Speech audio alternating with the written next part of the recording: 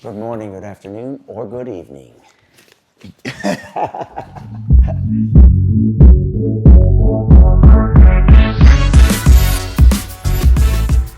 What's up, everybody? I'm Paulie, this is Dom G, and we're with the Reverse Shrimp Company.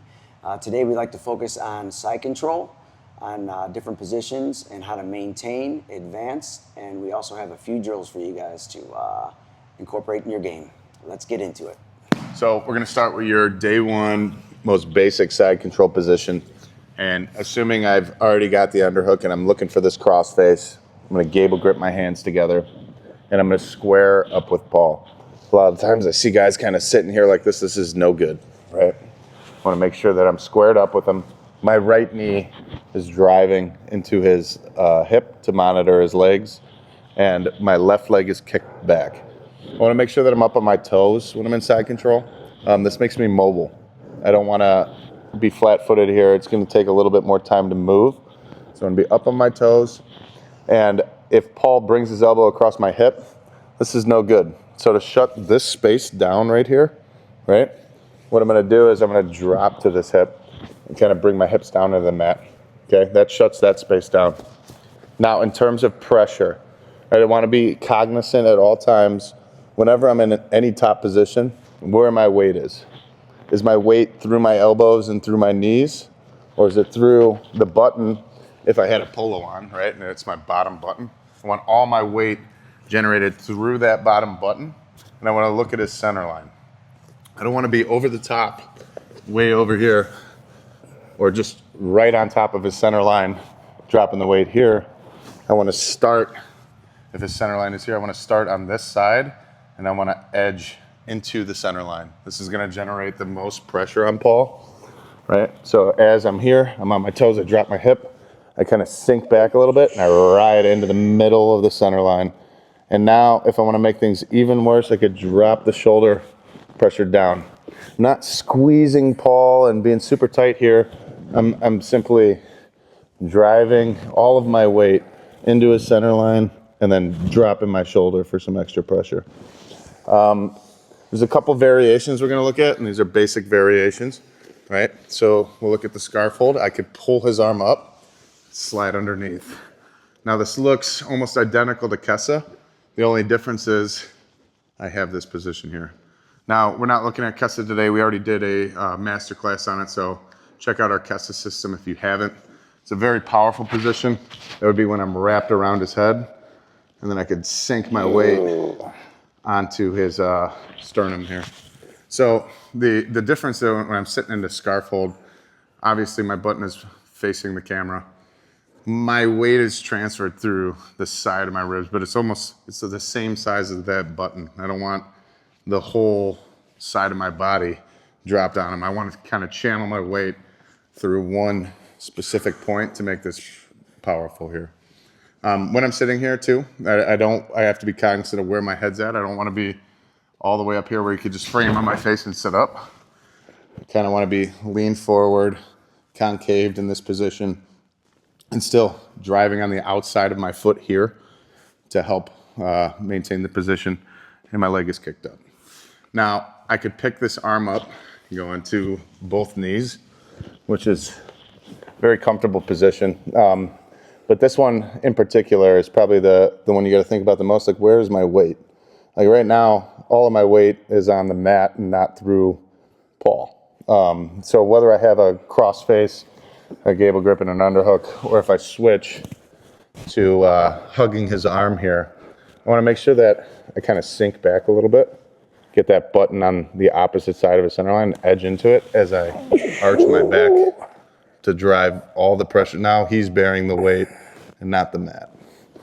And then our final position we're going to look at here would be reverse scarf. So I'm going to hug his arm here. I'm going to replace and check this hip as I sit my hips to the mat.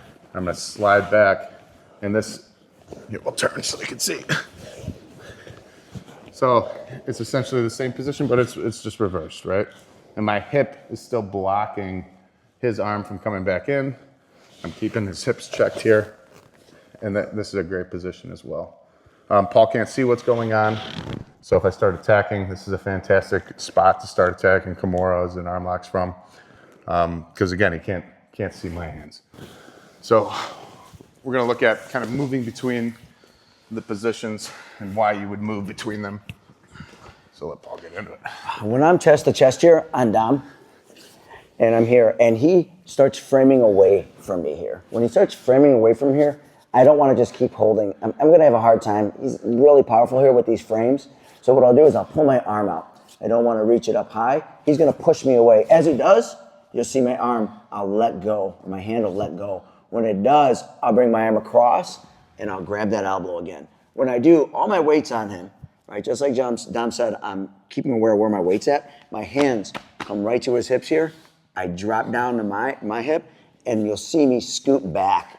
I want to really bring his elbow here all the way back, or his shoulder, giving him a lot of pressure, right? So again, he's here, I'm chest to chest. He starts framing me away. When he frames me away, again, don't hold on here, right? I want to let go, come across. You can grab all the way, but the main thing is keeping his elbow off the mat. That's the whole idea. He's comfortable here, I don't want that. So as he's framing me away, I'm dropping my hips facing away briefly on my toes. My hands come to his hips here. I drop to mine, and I'll walk back, right? And I'll get ready to transition. Once I get here, now, if I want to, I can reach back around, right? And come up. If his elbow comes in at any point, when it comes in, right? I can grab his arm here, like Dom said, and pull up, right? And I'll sit to the scarf position. Right? So when I do, and now I can go back up to my knees. When I go back up to my knees, you'll see me switch and pull him in close and drop my weight, right? I can come up over the top again, crunching him in, and I'm keeping my knee is keeping his arm and his head up, and then I can transition to whatever I wanted to if I wanted to go to submissions there. Or I can come back down and transition here again, right? And come up, right? So again, let's give him a little bit of an angle here, right? I'm chest to chest. If the elbow's here and I can't switch it or do whatever, right? Now what I'll do is I'll drop my hips, walk his elbow up, and pull him in, right? So he'll pull, or he'll drop his elbow here, and now, man, I'm here. I'm putting him down, I'm dropping my weight on him, but I'll drop my hips away from him and walk back and lift him up. Sometimes he gets his elbow here, and he's framing at the same time. And when he's doing this, I can't drop my hip here, right? So that will bring me into the first one, where he's able to really get his elbow, or his elbow on my hip here. When he does, I'm dropping right away, coming through, collecting and coming back. So you can bounce back between each one. And one last thing here. If Dom is here, and you'll see, I'll still have chest to chest, and maybe he's just staying kind of tight, but he's turning towards me. When he's turning towards me, this hand here is going to block his hip. So at any time, I can still always walk him back. I can walk him back here. So if he even circles, or any circles away here, you'll see a little bit more here. You'll see me here. He'll start to kind of move around. I'm blocking his hip. He wants to turn towards me, it's kind of hard. So I'm just going to block his hip here and drop that weight again, right? And then I can start to transition, move back, come around, and move through. Always, you guys, being cognizant or aware where your weight is at. I want to make sure my weight is on him and not always on the mat. If I can keep my hands on his body instead of just pushing down. I can touch the mat for base every now and then, but I want to be aware of where my weight's at. Yep. So let's look at this is a good daily drill that'll help elevate your game. This is something I warm up with. If you have a dummy or a partner, this is fantastic and very, very crucial to maintaining side control, right? And the movements will help with footwork tremendously. So as Paul rolls towards me, I'm gonna help guide him to his side by grabbing his shoulder, dropping my elbow across his rib cage and across his chest here. I have an option. I could grab his head, or I could post on the mat to block his head as I step around. And I want to tight step it. I want to step all the way out here. I want to step close to his back. I'm going to drop to this knee and take the same side elbow and put it to the opposite side of his hip as I back step. And I land in this position here. Still want to be up at my toes. I don't want to land here, otherwise I'm not gonna be able to move again. He's gonna roll back towards me, and as he does, I'm gonna bring my head to the mat. Now, whenever I jump over, I always want my near side leg jumping first. If I jump the back leg, he'll stop me. So my head goes to the mat, I hop over to the other side. He rolls towards me again, and now this is the last portion. This is a knee switch. So I'm gonna go knee on belly. I'm gonna pick my foot up towards my butt, and as I do this, I'm gonna replace and windshield wiper my legs across. Now I'm on the opposite side, and this will bring the drill full circle, right? So I pull him towards me, step, come around, he rolls towards me, head goes down, I hop, rolls towards me one more time. Now I'm back to the beginning. So you don't have to hit the whole drill while you're trying to maintain side control, but each movement kind of plays a role. When the guy starts moving around, like he rolls towards you, you could pull him up on his side and step around. You could hit the knee switch. You could fake a knee switch, go back and forth. You always keep him guessing, which makes it pretty difficult. It's hard for the guy or your opponent when you're moving, because he wants to escape and he wants to move around. And when you're switching position, but also controlling at the same time, it's hard for him to have good mat awareness. So you're moving back and forth. It's really, in my opinion, really fundamental and a great idea to do that. So that leads me into, if Dom is turning towards me and he gets this underhook here. When he gets this underhook here, I'm already on my knees and I can't pull him, right? So when he does, I will pull him back towards me a little bit. When I do, he's committed to this underhook. I know he is. I'm picking up my back leg, right? And I'm throwing it over.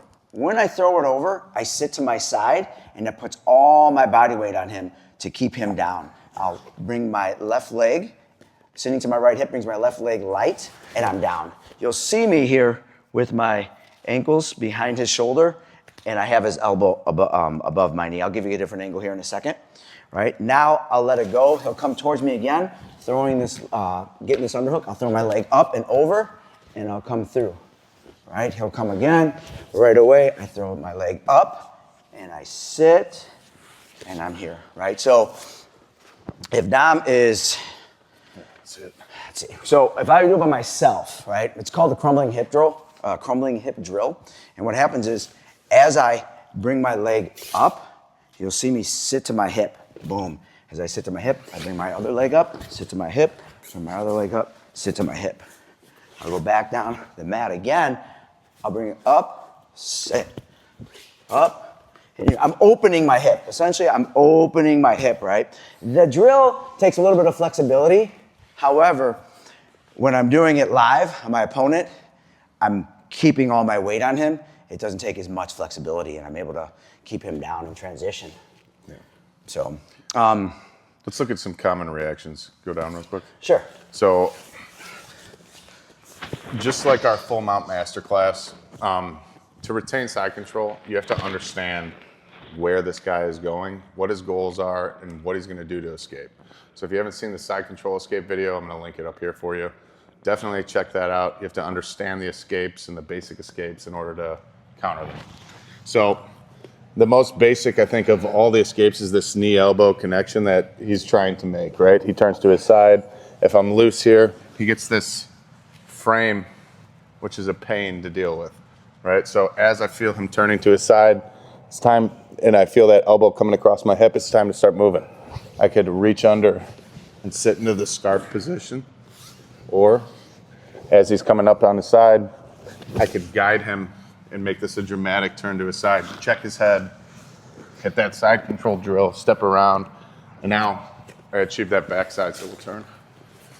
This is one of my favorite positions to get to in jiu-jitsu. We're not going to get too much into it because, like I said, we got so much to talk about next week with you guys.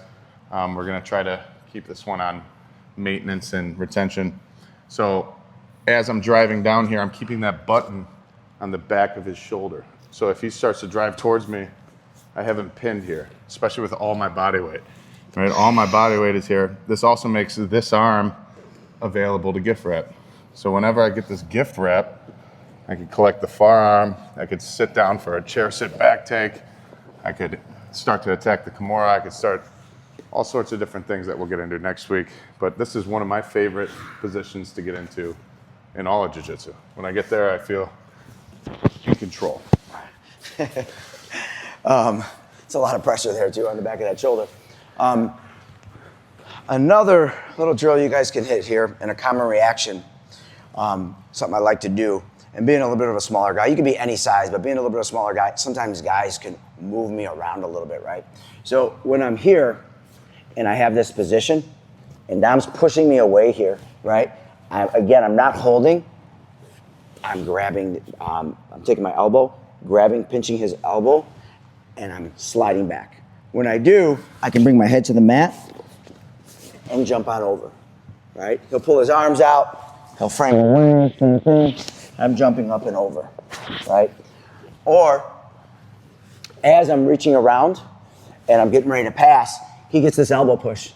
As he does this elbow push here, right here, I don't want to just let him start to square up with me, go ahead, start to square up with me and escape, and I come back, I lost the whole position. I don't want any of that, you guys. So, he'll be here, he'll start to elbow push. As soon as he does, I'm transitioning right away. My hands are coming to the mat, my head's coming to the mat. Right away, my head drops to the mat. I'm going to jump over. When I jump over, I want to jump over with my left leg first, not my right? Left leg comes up and over, and I'm dropping, right? Same thing, elbow push, back down, up, and over. I can transition to different things if I wanted to, but this is the main thing. Hands are on the hips, I'm coming back. Anytime the elbow pushes or starts to escape, I can go from there. And then moving on. We'll look at the ghost. This Look is at the my ghost. favorite escape, so I'm going to show you guys how to shut it down. Right, so I'm here on Dom, and he starts to ghost, right? He starts to bring this arm underneath, right? So when he does, I want to shut this ghost escape down. I immediately have to, and I'm gonna have you kind of come this way just a little bit just so they can see this arm. His arm came underneath. When it did, my hand has to come across, right? This is the number one that'll shut it down, but sometimes you miss it. But it's gonna come across, I'm gonna come on his shoulder, and I'm gonna reverse crossface. When I reverse crossface here, I'm gonna drop my elbow to the mat, and I'm gonna start to choke. He'll pull his arm out here, right? And he doesn't like that, right? So he goes for this ghost escape. Right away, I pull my arm out, and to get it out, I don't just try to yank it out. You'll see me lean on him, right? I lean and put that body weight again, and I come across, right? And I can bring it down to pull his arm out. If, for some reason, I can't pull my arm out here, right, because his head is heavy as he does this, I can't pull it out, it's fine, right? I'm leaning that way, I can take my right arm, and I can frame against his hip here. When I frame against his hip and he's bridging, I can stop his bridge here. I'll stop it right away. If he's really bridging a lot, I'm having a hard time, no problem. I'll bring my knee up, which pinches his arm here. When it pinches his arm, he'll want to pull it out, and then I can go into like other drills like Dom was saying. But the main thing is he goes for the ghost, I go one, right? Frame him away. Maybe I miss it, no problem. I block his hip here with my hand. If he's bridging heavy, I can use my knee, right? He'll pull his arm out. He'll always pull his arm out and he'll frame away. I can transition to different things. Go to the ghost again, Dom, one more time. Nice. Now, if he goes to ghost, right? He comes here, boom, and he comes here. Man, I have to what right away? I can I can take and pull him towards me and throw my leg over. This is bad for him. Now I lean back towards him. He won't leave his arm up here. Leave your arm up here for a second now. Yeah. He won't leave his arm up here. If I catch it, great, but he won't. Right? And then I would go right into the other one, right? I would be down here, and he starts to ghost, right? No problem. Woo, I'm already grabbing. But I miss it, whatever, he turns to the side, no problem, right? I can throw my leg up and over and start to kind of transition. And none of the drills don't have to be perfect in line because you're gonna get different opponents moving slightly different. But when you transition to them all and you practice them daily, or at least as a warm-up before training sessions, it'll get you used to it and you'll recognize those patterns a lot. Yeah, drillers are killers. It's like an agility ladder if you've ever done it. You might start slow, make sure the footwork is right, and then all of a sudden you'll start hitting those movements a lot faster and without thinking. But that's what we got for you today. Thank you so much for tuning in. If you've subscribed, we love you guys. We love all the support that you guys are showing us. Follow us on TikTok, Instagram if you haven't. Let us know what you guys want to see next time, and we'll catch you next time. Next one. Peace.